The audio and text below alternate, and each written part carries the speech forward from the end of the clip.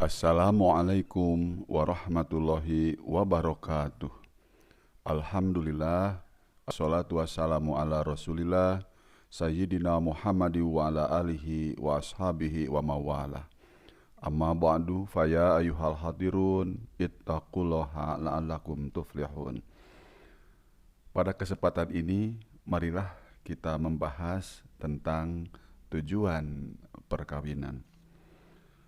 Tujuan perkawinan menurut agama Islam ialah untuk memenuhi petunjuk agama dalam rangka mendirikan keluarga yang harmonis, sejahtera, dan bahagia. Harmonis dalam menggunakan hak dan kewajiban anggota keluarga, sejahtera artinya terciptanya ketenangan lahir dan batin disebabkan terpenuhinya keperluan hidup lahir dan batin sehingga timbul kebahagiaan, yakni kasih sayang antar anggota keluarga. Begitu teman-teman ya. Kemudian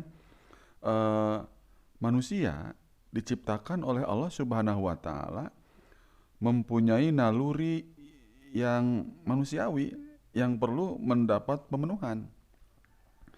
Dalam pada itu manusia diciptakan oleh Allah Subhanahu wa taala untuk mengabdikan dirinya kepada Khalik, penciptanya, dengan segala aktivitas hidupnya. Nah, pemenuhan naluri manusiawi manusia yang antara lain keperluan biologisnya itu termasuk dalam aktivitas hidup. Nah, agar manusia menuruti tujuan kejadiannya, Allah Subhanahu wa taala mengatur hidup manusia ini dengan aturan perkawinan.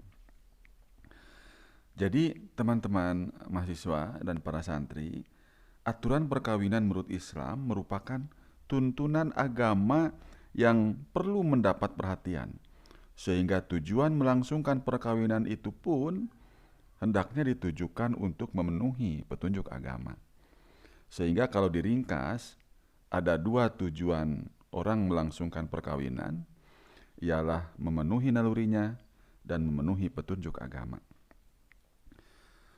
Yang pertama yaitu mengenai naluri manusia, itu tersebut dalam surah Ali Imran ayat ke-14. Zuyyina linnasi hubbus syahawati minan nisa'i wal banina wal qanatiril muqantarati. Al-ayah. Dijadikan indah pada pandangan manusia kecintaan kepada apa-apa yang diingini, yaitu wanita-wanita, anak-anak, harta yang banyak, dan seterusnya. Dari ayat ini jelas bahwa manusia mempunyai kecenderungan terhadap cinta wanita, cinta anak keturunan, dan cinta harta kekayaan. Dalam pada itu, manusia mempunyai fitrah mengenal kepada Tuhannya. Hal ini dijelaskan dalam surah Ar-Rum ayat ke-30. Fa'aqim wajhaka lid-dini hanifa fitratallahi allati fataran nasa 'alaiha la tabdila li khalqillah dzalikad dinul qayyim walakinna aktsaron nasi la ya'lamun. Maka hadapkanlah wajahmu dengan lurus kepada agama Allah. Tetaplah atas fitrah Allah, apa yang telah menciptakan manusia menurut fitrah itu. Tidak ada perubahan pada fitrah Allah. Itulah agama yang lurus, tetapi kebanyakan manusia tidak mengetahui. Dan perlulah pengenalan terhadap Allah itu dalam bentuk pengenalan agama. Melihat dua tujuan di atas dan memperhatikan uraian Imam Al-Ghazali dalam Ihya Ulumuddin tentang faedah melangsungkan perkawinan, maka tujuan perkawinan itu dapat dikembangkan menjadi 5. Pertama, mendapatkan dan melangsungkan keturunan. Kedua, memenuhi hajat manusia untuk menyalurkan syahwatnya dan menumpahkan kasih sayangnya. Ketiga, memenuhi panggilan agama, memelihara diri dari kejahatan dan kerusakan. Keempat, menumbuhkan kesungguhan untuk bertanggung jawab, menerima hak serta kewajiban. Juga bersungguh-sungguh untuk memperoleh harta kekayaan yang halal. Dan kelima, membangun rumah tangga untuk membentuk masyarakat yang tentram atas dasar cinta dan kasih sayang. Baik teman-teman mahasiswa dan para santri, kelima tadi akan diuraikan satu persatu supaya lebih dalam uraiannya. Pertama, mendapatkan dan melangsungkan keturunan. Seperti telah diungkapkan di muka, bahwa naluri manusia mempunyai kecenderungan untuk mempunyai keturunan yang sah.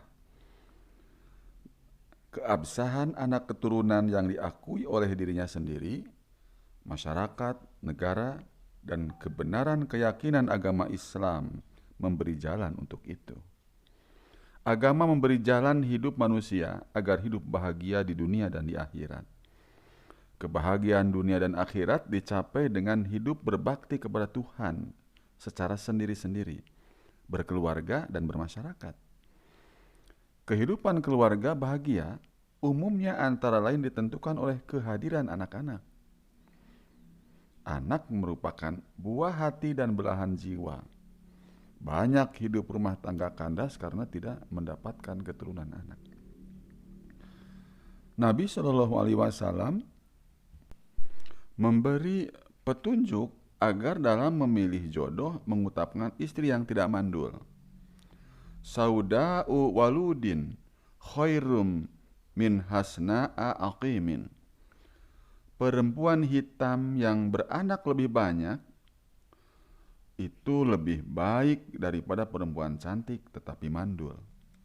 Ini hadis dari riwayat Ibnu Hibban. Al-Quran juga menganjurkan agar manusia selalu berdoa agar dianugerahi putra yang menjadi mutiara dari istrinya, sebagaimana tercantum dalam surah Al-Furqan ayat ke-74. Walladzina yaquluna Rabbana hablana min azwajina wa dzurriyyatina qurrata a'yun. Dan orang-orang yang berkata, ya Tuhan kami, anugerahkanlah kepada kami istri-istri kami dan keturunan kami sebagai penyenang hati kami, dan seterusnya. Anak sebagai keturunan bukan saja menjadi buah hati, tetapi juga sebagai pembantu-pembantu dalam hidup di dunia. Bahkan akan memberikan tambahan amal kebajikan di akhirat nanti, manakala dapat mendidiknya menjadi anak yang soleh. Bagaimana Nabi SAW bersabda, diriwayatkan oleh Muslim dari Abu Hurairah, idza matal insanu in qata'a amaluhu illa min salasin, shadaqatin jariyatin au ilmin yuntafa'u bih au waladin sholihin yad'ulah. Apabila manusia meninggal dunia, maka putuslah amalnya kecuali 3 hal: sedekah jariyah, atau ilmu yang bermanfaat, atau anak-anak yang soleh yang selalu mendoakannya. Begitu besarnya peranan anak terhadap amal orang tuanya, sehingga diterangkan dalam hadis Nabi SAW bahwa seorang yang kehilangan putranya yang masih kecil akan dimasukkan ke dalam surga dan akan terlepas dari api neraka, sebagaimana hadis yang diriwayatkan oleh Bukhari Muslim dari Anas. Ma min muslimin yamutu lahu salasatun lam yablugul hanasa illa adkhalahu Allahul jannata bifadli rahmatihi iyahum. Tidak seorang muslim yang kematian anak yang belum balik, melainkan Allah Subhanahu wa ta'ala akan memasukkan ke dalam surga karena karunia rahmat Allah Subhanahu wa ta'ala terhadap anak itu. Juga hadis riwayat Bukhari Muslim dari Abu Hurairah, la yamutu li ahadim minal muslimina salasatun minal waldi la yamassuhun naru illa tahillatal qasam. Tidak seorang muslim kematian 3 anak lalu akan tersentuh oleh api neraka kecuali sekedar untuk menepati sumpah Tuhan. Nah itu teman-teman tujuan pernikahan yang pertama. Kemudian kita perdalam lagi yang tujuan yang kedua, tentang penyaluran syahwat dan penumpahan kasih sayang berdasarkan tanggung jawab. Mari kita simak teman-teman mahasiswa dan para santri. Sudah menjadi kodrat irodat Allah Subhanahu wa Ta'ala. Manusia diciptakan berjodoh-jodoh dan diciptakan oleh Allah Subhanahu wa Ta'ala mempunyai keinginan untuk berhubungan antara pria dan wanita. Sebagaimana firman Allah Subhanahu wa Ta'ala pada surat Ali Imran ayat 14. Tadi sudah disebutkan. Oleh Al-Quran dilukiskan bahwa pria dan wanita bagaikan pakaian. Artinya yang satu memerlukan yang lain. Sebagaimana tersebut juga pada surah Al-Baqarah ayat ke-187. Uhilla lakum lailatas syamir rafasu ila nisaikum hunna libasul lakum wa antum libasul lahun. Dihalalkan bagi kamu pada malam hari bulan puasa bercampur dengan istri-istrimu. Mereka itu adalah pakaian bagimu, dan kamu pun adalah pakaian bagi mereka. Dalam pada itu, Allah Subhanahu wa Ta'ala mengetahui bahwa kalau saja wanita dan pria tidak diberi kesempatan untuk menyalurkan nalurinya, itu akan berbuat pelanggaran, seperti dinyatakan ayat sebelumnya. Di samping perkawinan untuk pengaturan naluri seksual, juga untuk menyalurkan cinta dan kasih sayang di kalangan pria dan wanita secara harmonis dan bertanggung jawab. Penyaluran cinta dan kasih sayang yang di luar perkawinan tidak akan menghasilkan keharmonisan dan tanggung jawab yang layak, karena didasarkan atas kebebasan yang tidak terikat oleh suatu norma. Satu-satunya norma ialah yang ada pada dirinya masing-masing, sedangkan masing-masing orang mempunyai kebebasan. Perkawinan mengikat adanya kebebasan menumpahkan cinta kasih sayang secara harmonis dan bertanggung jawab melaksanakan kewajiban. Kemudian tujuan yang ketiga, teman-teman santri dan para mahasiswa, yaitu tujuannya memelihara diri dari kerusakan. Sesuai dengan surah Ar-Rum ayat ke-21 di atas yang lalu, bahwa ketenangan hidup dan cinta serta kasih sayang keluarga dapat ditunjukkan melalui perkawinan. Orang-orang yang tidak melakukan penyalurannya dengan perkawinan akan mengalami ketidakwajaran dan dapat menimbulkan kerusakan, entah kerusakan dirinya sendiri ataupun orang lain, bahkan mungkin masyarakat. Karena manusia mempunyai nafsu, sedangkan nafsu itu condong untuk mengajak kepada perbuatan yang tidak baik. Sebagaimana dinyatakan oleh Allah Subhanahu wa Ta'ala dalam Al-Quran surah Yusuf ayat ke-53, Innan nafsa la'ammaratum bisu'i. Sesungguhnya nafsu itu selalu menyuruh kepada kejahatan. Nah, dorongan nafsu yang utama ialah nafsu seksual. Karenanya perlulah menyalurkan dengan baik, yakni melalui perkawinan. Nah, perkawinan dapat mengurangi dorongan yang kuat atau dapat mengembalikan gejolak nafsu seksual. Seperti disebutkan dalam hadis Nabi, fa innahu aghaddu lil basari wa ahsanu lil farji. Sesungguhnya perkawinan itu dapat mengurangi liarnya pandangan dan dapat menjaga kehormatan. Nah, demikian tujuan yang ketiga, teman-teman. Kemudian tujuan perkawinan yang keempat, yaitu menimbulkan kesungguhan bertanggung jawab dan mencari harta yang halal.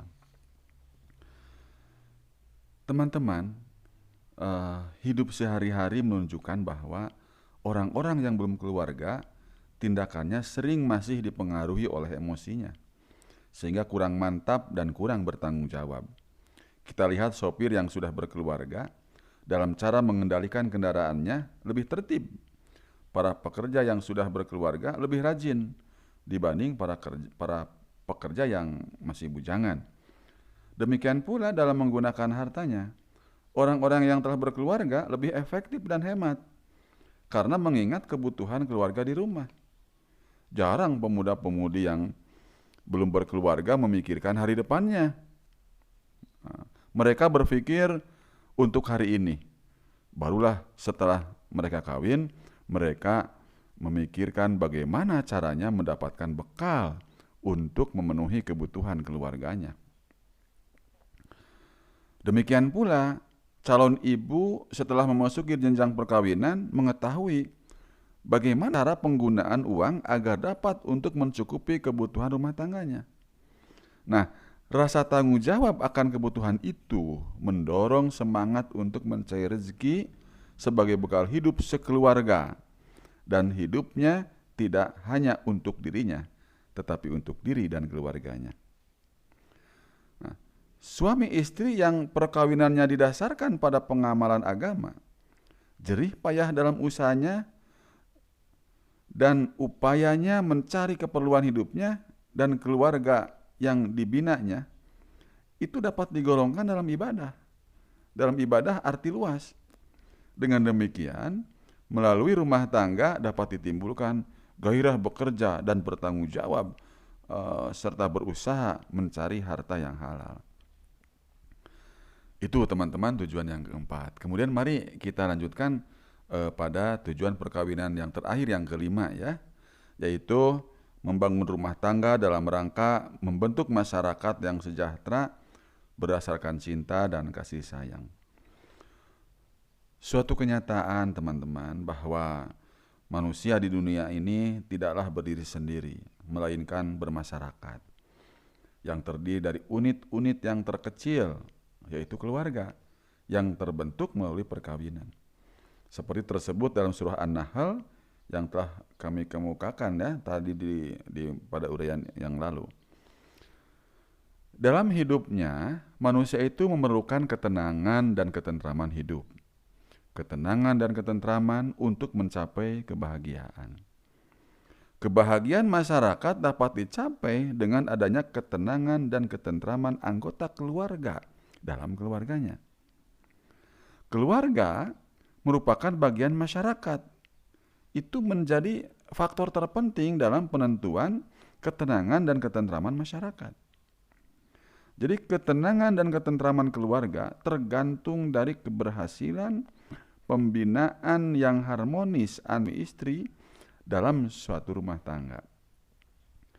Keharmonisan yang diciptakan oleh adanya kesadaran anggota keluarga dalam menggunakan hak dan pemenuhan kewajiban. Allah Subhanahu wa Ta'ala menjadikan unit keluarga yang dibina dengan perkawinan antara suami istri dalam membentuk ketenangan dan ketentraman serta mengembangkan cinta dan kasih sayang sesama warganya. Demikian diungkapkan dalam surah Ar-Rum ayat ke-21. Wa min ayatihi an khalaqalakum min anfusikum azwaja litaskunu ilaiha wa ja'ala bainakum mawaddatan wa rahmah inna fi dzalika laayatil liqaumi yatafakkarun. Dan di antara tanda-tanda kekuasaannya ialah Dia menciptakan untukmu istri-istri dari jenismu sendiri, supaya kamu cenderung dan merasa tentram kepadanya. Dan dijadikannya di antaramu rasa kasih dan bagi berpikir. Demikian teman-teman tujuan daripada perkawinan. Semoga teman-teman memahami dan melaksanakannya nanti ya kalau sudah berumah tangga gitu, sehingga tercapai daripada tujuan perkawinan ini. Demikian, mudah-mudahan bermanfaat. Wassalamualaikum warahmatullahi wabarakatuh.